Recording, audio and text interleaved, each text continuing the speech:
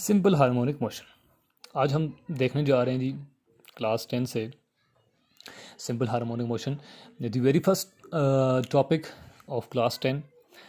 यहाँ पे हम देखेंगे सिंपल हार्मोनिक मोशन क्या होती है। देखें असल में ये एक स्पेशल काइंड होती है, स्पेशल टाइप होती है वाइब्रेटरी मोशन की। वो वाइब्रेटरी मोशन जो आपने 9th क्लास में second chapter first topic types of motion में हमने एक लॉस टाइप पढ़ी थी वाइब्रेटरी मोशन।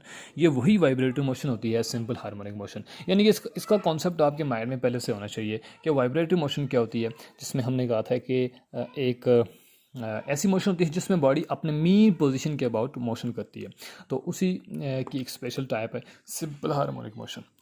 अब देखें इसकी डेफिनेशन कुछ यूँ भी है।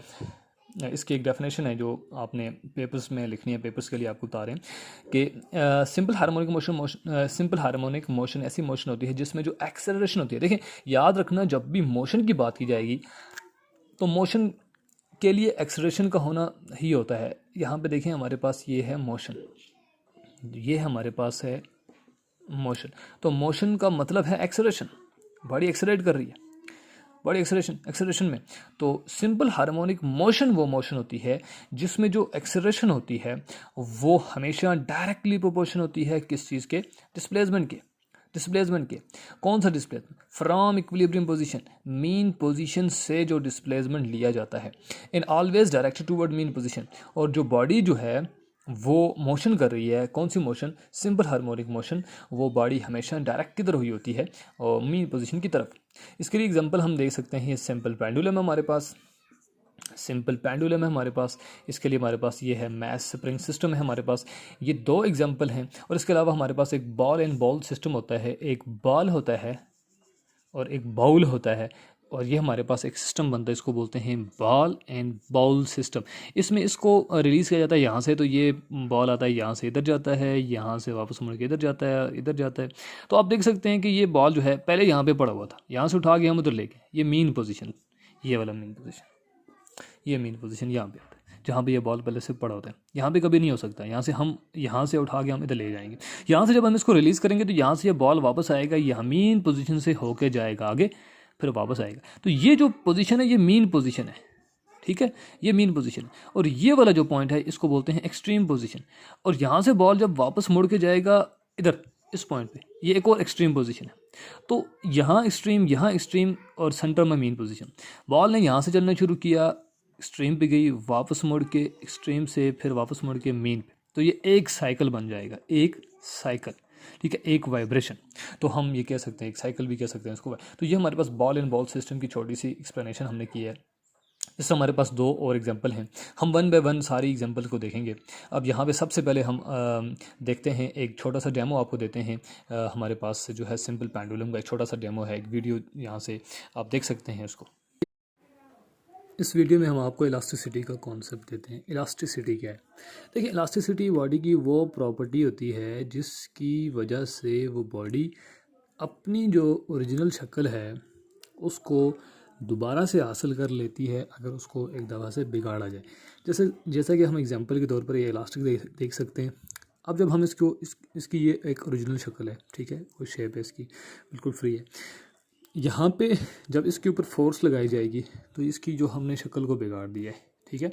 अब जब हम इसके ऊपर फोर्स लगा रहे हैं तो इसकी शक्ल जो है वो डिस्टर्ब हो रही है, ठीक है, डिफॉर्म हो रही है। तो जब हम इसके ऊपर से ये फोर्स छोड़ देंगे तो वो देखें वो वापस से अपने ओरिजिनल शेप को दोबारा से गेन कर लेगा। ये होती है इलास्टिक, ठीक है। अब होता ये है कि जब इसके ऊपर फोर्स लगाई जाती है तो इसमें एक एनर्जी स्टोर हो जाती है और वो एनर्जी कहलाती है इलास्टिक पोटेंशियल एनर्जी। यहाँ पे देखें इलास्टिसिटी है तो इलास्टिक पोटेंशियल एनर्जी इसके अंदर स्टोर हो जाती है। ये है इलास्टिक पोटेंशियल एनर्जी का कॉन्सेप्ट, इलास्टिसिटी का कॉन्सेप्ट।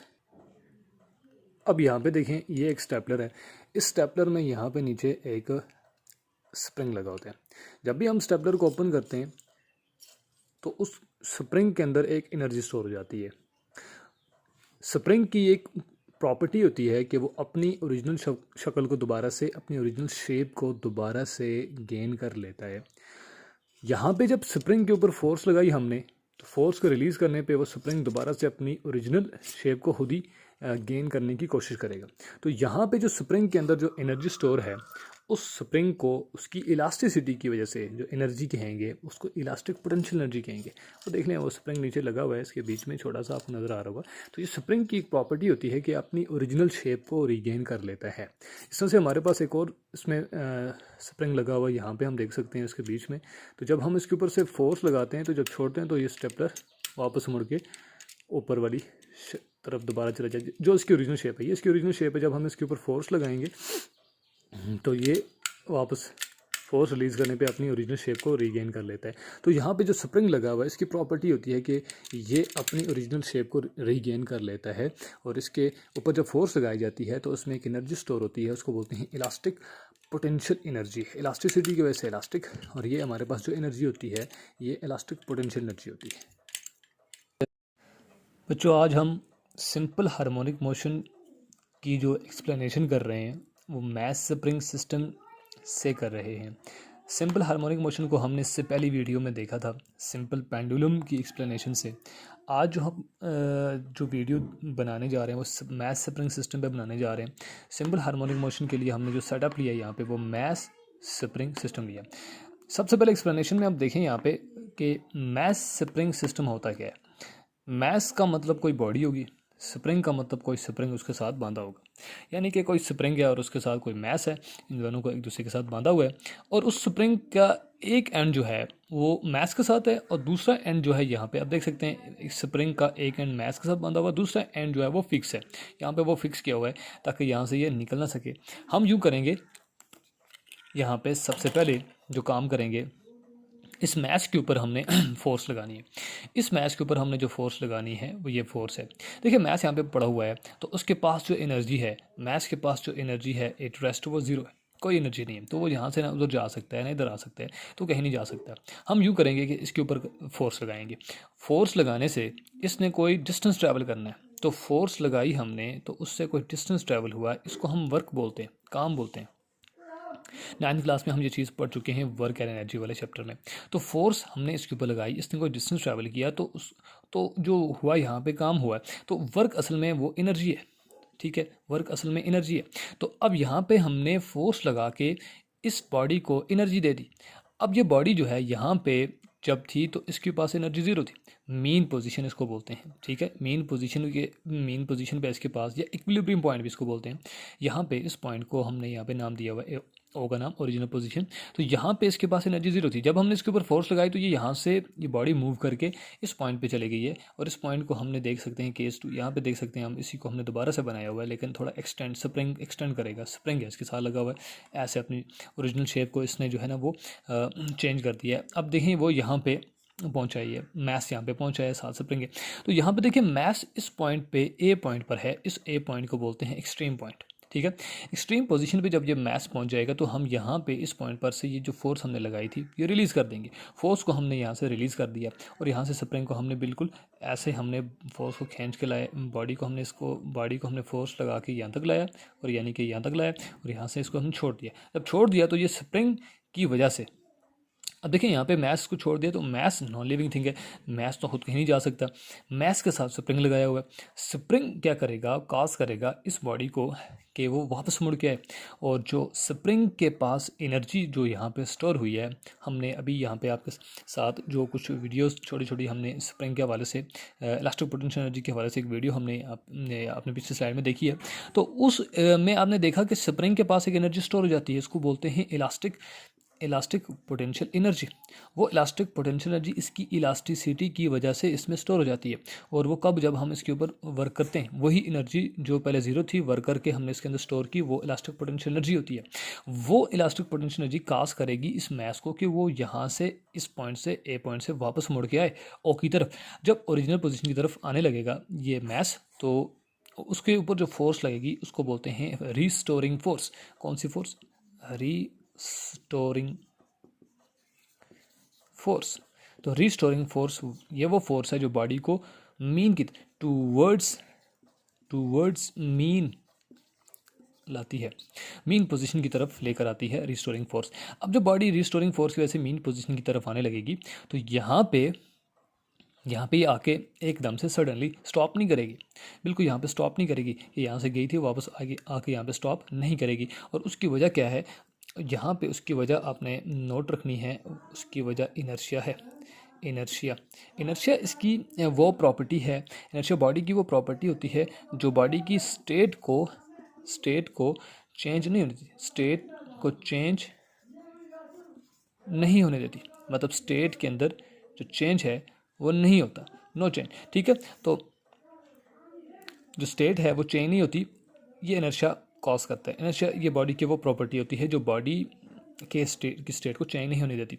तो इनर्शिया की वजह से अब देखें, ये बॉडी मेन पॉइंट पे स्टॉप नहीं करेगी, सडनली स्टॉप नहीं करेगी। होगा क्या कि इनर्शिया इसकी जो मोशन है, क्योंकि इसके पास अभी जो स्टेट है वो स्टेट ऑफ मोशन है। स्टेट ऑफ मोशन जो है वो किस वजह से आई है, हमने इसको डिस्प्लेस किया था, यहाँ पे लेकर गए, यहाँ से आ रही है ये बॉडी, मूव करके आ रही है, मोशन में है। तो बॉडी की जो स्टेट ऑफ मोशन है, तो इनर्शिया की उसको स्टेट को चेंज नहीं होने देगा। तो यहाँ से बॉडी मूव करके आगे चली जाएगी, यहाँ से वो दूसरे पॉइंट पर आ जाएगी। इसको हम कहेंगे extreme point, another extreme point, एक एक्सट्रीम पॉइंट दूसरा एक्सट्रीम पॉइंट। ठीक है, यहाँ पे जब बॉडी पहुँचेगी तो इसके पास यहाँ पे आके इसकी एनर्जी ख़त्म हो जाएगी, क्योंकि देखें जितनी डिस्प्लेसमेंट इसके मीन पॉइंट के राइट साइड पे है, उतनी ही डिस्प्लेसमेंट मीन पॉइंट के लेफ्ट साइड पे भी होगी, इतना ही डिस्प्लेसमेंट। और जब यहाँ से बॉडी वापस मुड़ने लगेगी तो यहाँ से फिर वो मीन पॉइंट पे स्टॉप नहीं करेगी और यहाँ से आगे चली जाएगी, और यूँ ये सिलसिला चलता जाएगा। और एक टाइम ऐसा आएगा कि ये बॉडी जाके यहाँ पे इस पॉइंट पर रुकेगी, स्टॉप करेगी। अब जब ये बॉडी यहाँ पे स्टॉप करेगी तो क्वेश्चन यहाँ पे आप क्वेश्चन ये पूछ सकते हैं, ये क्वेश्चन ये बनता है यहाँ पे कि पहले नहीं स्टॉप किया, अब क्यों स्टॉप किया इसने। पहले जो स्टॉप नहीं किया वो तो इनर्शिया थी, वो प्रॉपर्टी इनर्शिया थी, और रिस्टोरिंग फोर्स थी। दो फोर्सेस इसके ऊपर, दो चीज़ें इसकी, एक रिस्टोरिंग फोर्स और दूसरा इनर्शिया फोर्स। ये दोनों जो चीज़ें थी ये काज कर रही थी बॉडी को कि वो मेन पॉइंट पर स्टॉप ना करे।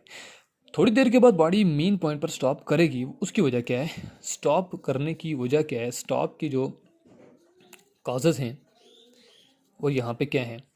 फर्स्ट ऑफ ऑल तो यहाँ पे फ्रिक्शन है, और दी ओनली थिंग फ्रिक्शन जो है, साथ में ग्रेविटी भी है। यहाँ पे ग्रेविटी भी कर रही है, इफेक्ट कर रही है। यहाँ पे ग्रेविटी कोशिश कर रही है बॉडी जहाँ भी है वहीं पे रुक जाए। है तो बॉडी यहाँ पे, ये मैस जो है ये एक किसी टेबल पे रखा होगा, ज़मीन के किसी हिस्से के ऊपर रखा होगा। ये मैस जो है ज़मीन के साथ इन कांटेक्ट होगा।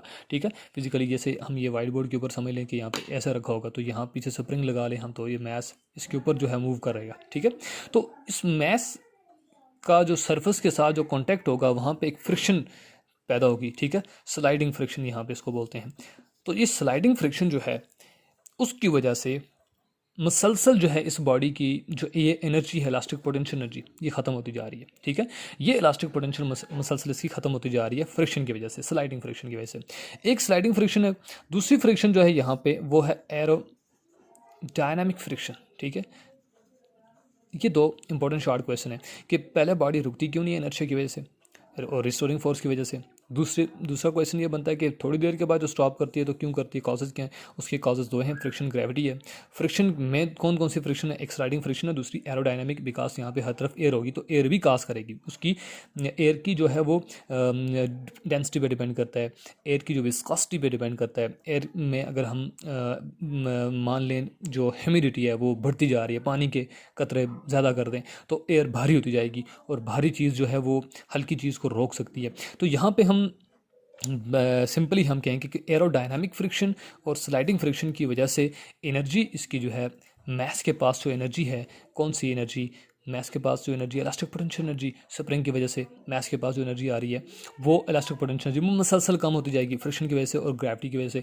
और कुछ देर के बाद जब ये एनर्जी बिल्कुल ख़त्म हो जाएगी तो बॉडी मीन पोजीशन पे दोबारा से रुक जाएगी। तो ये मीन पॉइंट के अबाउट जो यहाँ पे मोशन हो रही है, इस मोशन को बोलते हैं सिंपल हार्मोनिक मोशन। ठीक है, और यहाँ पे देखें ये एक ही पॉइंट के अबाउट मोशन हो रही है। ठीक है, इसको special type of vibratory motion इसलिए कहा जाता है। अच्छा, यहाँ पे जब हम इस मैस के ऊपर फोर्स लगाएंगे, ये मैस कितना डिस्प्लेस होगा। According to Hooke's law, Hooke's ये बताता है कि जब भी किसी इलास्टिक बॉडी के ऊपर फोर्स लगाई जाती है तो उस बॉडी के अंदर डिस्प्लेसमेंट क्रिएट होती है, एक्सटेंशन पैदा होती है। वो एक्सटेंशन जो है वो डायरेक्टली प्रोपोर्शन होती है अप्लाइड फोर्स की। तो यहाँ पे जो प्रोपोर्शनैलिटी है वो हम यहाँ पे इस प्रोपोर्शनलिटी को ख़त्म करके कांस्टेंट ऑफ प्रोपोर्शनलिटी ले आएंगे के, और ये हमारे पास एक हुक्स लॉ से हमारे पास एक मैथमेटिकल फॉर्म आ जाएगी। ये चीज़ यहाँ पे जो एक्स है ये है। ठीक है। जब हम फोर्स लगाते हैं तो ये वाली डिस्प्लेसमेंट यहाँ पे पैदा होती है।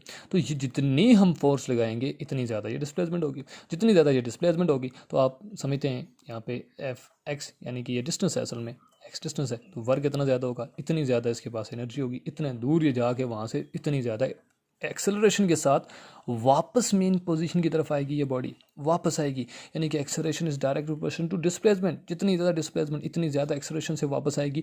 लेकिन डिस्प्लेसमेंट की डायरेक्शन उस तरफ है, एक्सेलरेशन की डायरेक्शन इस तरफ है। दोनों के दरमियान में यहाँ पे जो रिलेशन बनेगा वो यहाँ पे माइनस का साइन भी होगा, ठीक है। तो acceleration is directly proportional to displacement but in opposite direction. तो यहाँ पे आपने देख लिया कि जितनी फोर्स लगाई इतनी एक्सटेंशन, इतनी एक्सटेंशन, इतनी एनर्जी, इतनी एक्सटेंशन, कितनी एक्सटेंशन, हुक्सला ने बताया जितनी फोर्स, ठीक है। तो ये सारी स्टोरी आपने माइंड में रखनी है। अच्छा, दूसरी चीज़ जो है यहाँ पे रिस्टोरिंग फोर्स है। अब रिस्टोरिंग फोर्स क्या करती है? अप्लाइड फोर्स को अगर आप देखें तो उस तरफ है, तो रिस्टोरिंग फोर्स इस तरफ है। रिस्टोरिंग फोर्स जो है वो माइनस एफ के होगा, क्योंकि दोनों की डायरेक्शन ऑपोजिट है। और ये चीज़ हम न्यूटन्स थर्ड लॉ से भी अंडरस्टैंड कर सकते हैं कि for every action there is reaction, ठीक है। यहाँ पे देखिए ये रिएक्शन है, एफ आर रिस्टोरिंग फोर्स है, आर मतलब रिस्टोरिंग फोर्स। रिएक्शन को भी आप यहाँ पे अंडरस्टैंड कर सकते हैं। यहाँ पे देखिए रिएक्शन जो होगा एक्शन के इक्वल होगा बट ऑपोजिट इन डायरेक्शन होगा, ठीक है। तो यहाँ पे हमारे पास जो रिस्टोरिंग फोर्स कितनी लगेगी इस मैस के ऊपर, रिस्टोरिंग फोर्स वो माइनस और एफ की वो वाली वैल्यू उठा के यहाँ पे रखें तो ये वाली वो होगी रिएक्शन फोर्स, रिस्टोरिंग फोर्स, जो इस मैस को काज करेगी बार बार टूवर्ड्स मीन पोजीशन। याद रखना रिस्टोरिंग फोर्स का काम सिर्फ एक ही है, बॉडी को मीन पोजीशन की तरफ लेकर आना। चाहे वो मैस स्प्रिंग सिस्टम हो, चाहे वो सिंपल पेंडुलम हो, या वो बॉल इन बॉल सिस्टम हो, या कोई भी ऐसा वैसा सिस्टम आप ले लें जिसमें सिंपल हार्मोनिक मोशन है, तो वहाँ पे रिस्टोरिंग फोर्स का एक ही काम है और वो ये है कि बॉडी को मीन पोजीशन की तरफ लेकर आना। इसके बाद हम देखें कि ये तो चलो ठीक है, ये रिस्टोरिंग फोर्स है। जो अप्लाइड फोर्स हमने लगाई है वो न्यूटन के सेकंड लॉ के अकॉर्डिंगली वो किसके इक्वल है? वो एम ए के इक्वल होगी, ठीक है। यहाँ पे हम इन दोनों रिलेशन को अगर हम इक्वेट कर देते हैं तो M A is equal to, हम तीसरे और दूसरी और तीसरी इक्वेशन को आपस में बराबर करते हैं, बिकॉज ये रिस्टोरिंग फोर्स इस अप्लाइड फोर्स की वजह से, अप्लाइड फोर्स जो हुक्स लॉ से तो डिस्प्लेसमेंट के साथ ये रिलेशन देती है, लेकिन न्यूटन सेकंड लॉ से एक्सेलरेशन के साथ ये रिलेशन देती है। तो यहाँ पे हम इन दोनों को, इसको और हम यहाँ पे न्यूटन सेकंड लॉ की इस रिलेशन को, इन दो को आपस में बराबर करेंगे, ठीक है। तो यहाँ पे M A is equal to minus K X, ठीक है। तो यहाँ से acceleration is equal to minus K X, ये मैथ यहाँ पे मल्टीप्लाई के डिवाइड होगा। यहाँ पे देखें spring constant K divided by M, ये दोनों कांस्टेंट है, ठीक है। मैथ्स भी कांस्टेंट रहेगा, ठीक है। तो ये कांस्टेंट रहेगा तो हमारे पास जो है इन दोनों को हम देखें ये कांस्टेंट हैं तो ये दोनों डिवाइड हो गए, एक और कांस्टेंट ही देंगे, ठीक है। Constant divide by constant is equal to constant. तो ये हमारे पास कांस्टेंट जो है इसको हम कुछ भी यहाँ पे नाम नहीं दें तो बेहतर है। यहाँ पे देखें उसको हम मेंशन कर देंगे कि कांस्टेंट आएगा, यानी कि के डिवाइड बाय एम हमारे पास जो कांस्टेंट है डिवाइड कर, के अलग कांस्टेंट है, मैथ्स अलग कांस्टेंट, दोनों को डिवाइड करेंगे तो एक और कांस्टेंट आएगा। तो यहाँ पे कांस्टेंट को बीच में से हटा देते हैं तो प्रोपोर्शनलिटी आ जाएगी माइनस ये वाला और एक्स। तो ये हमारे पास मैथमेटिकल रिलेशनशिप है जो हमने पहले देख लिया था। तो ये हमारे पास जो है यहाँ पे acceleration is directly proportional to displacement but opposite to the direction of displacement की डायरेक्शन की ऑपोजिट एक्सेलरेशन की डायरेक्शन होगी, ठीक है। याद रखना कि जितनी हमने अप्लाइड फोर्स लगानी है उतनी ही रिस्टोरिंग फोर्स होगी। जितनी अप्लाइड फोर्स है वो कितनी है? वो न्यूटन के सेकंड लॉ से ही है, ठीक है। और उसके बराबर होगी रिस्टोरिंग फोर्स। रिस्टोरिंग फोर्स हम देखते हैं तो माइनस एफ के इक्वल होगी। हमने हुक्स लॉ से पढ़ा हुआ है कि डिस्प्लेसमेंट जो है वो जितनी यहाँ पे हो रही है वो फोर्स के डायरेक्टली प्रोपोर्शनल है। तो वहाँ से हमारे पास एक रिलेशन फोर्स का ये आ गया, एक रिलेशन हमारे पास फोर्स का न्यूटन सेकंड लॉ से ये है हमारे पास। दोनों को हमने इक्वेट कर दिया तो हमारे पास यहाँ पे एक्सप्रेशन का एक डायरेक्टली प्रोपोर्शनल टू डिस्प्लेसमेंट हमारे पास सिंपल हार्मोनिक मोशन की डेफिनेशन का रिलेशन निकला है। अब जहाँ तक बात करें हम एनर्जी की कि किस पॉइंट पर कौन सी एनर्जी मैक्सिमम होगी और कौन सी एनर्जी जो है वो मिनिमम होगी। यहाँ पे देखिए हमारे पास ये मेन पॉइंट है, ठीक है। जब बॉडी मोशन के दौरान में होगी, यानी कि बॉडी जब मोशन कर रही होगी तो मोशन के दौरान में क्या होगा कि बॉडी यहाँ से जाके वापस मुड़ के आएगी इधर, फिर यहाँ से मुड़ के वापस इधर। ये हमारे पास देखिए यहाँ से गई फिर वापस आई, तो ये तो एक साइकिल कंप्लीट हुआ, यहाँ से गई फिर इधर वापस आई, फिर यहाँ से मुड़ के ये एक साइकिल कंप्लीट, फिर वापस घूमेगी। तो एनर्जी जो है इस तरह से। अब देखें किस पॉइंट पर एनर्जी कितनी होगी। यहाँ पे इस पॉइंट पर एनर्जी, मीन पॉइंट पर एनर्जी कितनी होगी, एक्सट्रीम पर कितनी होगी। देखें जब मोशन कर रही होगी बॉडी, तो इस मीन पोजीशन पे जो वेलोसिटी है वो कांस्टेंट रहती है, वेलोसिटी चेंज नहीं होती, वेलोसिटी कांस्टेंट रहती है। जब वेलोसिटी कांस्टेंट है तो एक्सेलरेशन जीरो है, ठीक है। तो यहाँ पे एक्सेलरेशन जीरो होगी। अब दूसरी चीज़ यहाँ पे एक और भी आप समझ सकते हैं कि जब वेलोसिटी कांस्टेंट, एक्सेलरेशन जीरो है, ओके, एक्सेलरेशन जो है वो डायरेक्टली प्रोपोर्शनल टू डिस्प्लेसमेंट है। तो मीन पोजीशन पर तो डिस्प्लेसमेंट भी जीरो है, तो एक्सेलरेशन यहाँ से भी हम समझ सकते हैं कि एक्सेलरेशन तो जीरो होगी। वेलोसिटी कांस्टेंट होने की वजह से जो यहाँ पे काइनेटिक एनर्जी होगी वो मैक्सिमम होगी, क्योंकि काइनेटिक एनर्जी का जो रिलेशन होता है वो हमें पता है 1/2 mv²। तो यहाँ पे देखें v कांस्टेंट है, जीरो नहीं है, तो यहाँ पे काइनेटिक एनर्जी यहाँ पे मैक्सिमम होगी। जहाँ काइनेटिक मैक्सिमम है वहाँ पे पोटेंशियल जो है वो जीरो है, ठीक है। तो यहाँ पे हम मेंशन कर सकते हैं कि एक्सट्रीम पोजीशन पर जो मैक्सिमम होगा वो कौन मैक्सिमम होगा, एक्सट्रीम पॉइंट पर जो मीन पॉइंट पर जो मैक्सिमम हमारे पास आया है वो काइनेटिक एनर्जी है, काइनेटिक एनर्जी मैक्सिमम है, ठीक है। उसके बाद देखिए हम चले जाते हैं जी एक्सट्रीम पॉइंट पे, ए पॉइंट पे। अब यहाँ पे क्या होगा कि देख सकते हैं हम बॉडी ने अपनी यहाँ से बॉडी आई फिर वापस मुड़ी। देखिए आते हुए उसकी पोजीशन ये थी, जाते हुए उसकी डायरेक्शन अब उलट गई है, ठीक है। तो डायरेक्शन चेंज हुई है। दूसरी तरफ से हम ये भी कह सकते हैं कि बॉडी ने यहाँ से लेकर यहाँ तक का जो डिस्प्लेसमेंट कवर किया वो एक डिस्प्लेसमेंट था, वापस मुड़ी है दूसरा डिस्प्लेसमेंट। तो यहाँ जिस पॉइंट से वो मुड़ी है इस पॉइंट पर उसकी for the fraction of second time, यानी कि इतना कम टाइम कि सेकंड के भी कुछ हिस्से में उसकी वेलोसिटी जो है वो यहाँ पे जीरो हो जाएगी। जो ही वेलोसिटी जीरो होगी उसकी काइनेटिक एनर्जी जीरो हो जाएगी, क्योंकि काइनेटिक एनर्जी वेलोसिटी से है और वेलोसिटी का जीरो है तो काइनेटिक एनर्जी भी जीरो है। जहाँ पे काइनेटिक एनर्जी जीरो है वहाँ पे पोटेंशियल एनर्जी मैक्सिमम है। ये आपने याद रखना है, पोटेंशियल एनर्जी जो है वो मैक्सिमम है यहाँ पे एक्सट्रीम पॉइंट पे। अच्छा देखिए पोटेंशियल एनर्जी का जो मैथमेटिकल रिलेशन होता है वो होता है mgh। h यहाँ पे हाइट होती है, हाइट यहाँ पे हमारे पास इस केस में x है, हाइट यहाँ पे x है, ठीक है, डिस्प्लेसमेंट x है। तो यहाँ पे देख सकते हैं आप मैक्सिमम डिस्प्लेसमेंट है इस एक्सट्रीम पॉइंट पे, ठीक है। तो मैस भी कांस्टेंट है, ग्रेविटी भी कांस्टेंट है, x भी मैक्सिमम है, तो पोटेंशियल एनर्जी मैक्सिमम होगी एक्सट्रीम पॉइंट पे, ठीक है। और यही पोटेंशियल एनर्जी जब मीन पे आती है तो आपको पता है मीन पॉइंट पे डिस्प्लेसमेंट जीरो है, ठीक है। बॉडी ने अपनी असली जो जगह थी ओरिजिनल, जहाँ से उसने चलना शुरू किया था वहीं पे वापस आ गई है, अपनी जगह पे आ गई है, अपने घर आ गई है, तो उस डिस्प्लेसमेंट की जीरो हो गई है। जब एक्स की वैल्यू जीरो हो जाएगी तो आप देख सकते हैं पोटेंशियल एनर्जी जीरो हो जाएगी, ठीक है। तो इस पॉइंट पर पोटेंशियल एनर्जी जीरो हो जाएगी, एक्स जब जीरो है तो पोटेंशियल एनर्जी भी जीरो है। ये मीन पॉइंट पे, ठीक है, ये मीन पॉइंट पे। और एक्सट्रीम पॉइंट पे हमें पता है कि ये मैक्सिमम है, तो ये हमारे पास है। तो हम बात कर सकते हैं कि मिनिमम या हम ज़ीरो की बात करें तो एक्सट्रीम पॉइंट पर काइनेटिक एनर्जी और मीन पॉइंट पर मिनिमम या ज़ीरो हम बात करें तो वो पोटेंशियल एनर्जी है। अब हम बात करते हैं टाइम पीरियड की, कि कितने टाइम में ये एक साइकिल कंप्लीट करेगा। ये मैस जब मोशन कर रहा होगा सिंपल हार्मोनिक मोशन, तो कितने टाइम में ये एक साइकिल कंप्लीट करेगा, उस टाइम को हम बोलते हैं टाइम पीरियड। के कितना टाइम लगता है एक साइकिल के लिए, वन साइकिल का टाइम, ठीक है, टाइम पीरियड, ठीक है, कि एक साइकिल कितने टाइम में होगा, तो उसको टाइम पीरियड कहते हैं। अब देखें साइकिल कहाँ है, यहाँ से बॉडी ने चलना शुरू किया, यहाँ पे गई, फिर वापस मुड़ के यहाँ से होके इधर गई, फिर वापस मुड़ गई। ये देखें ये एक साइकिल कंप्लीट हुआ।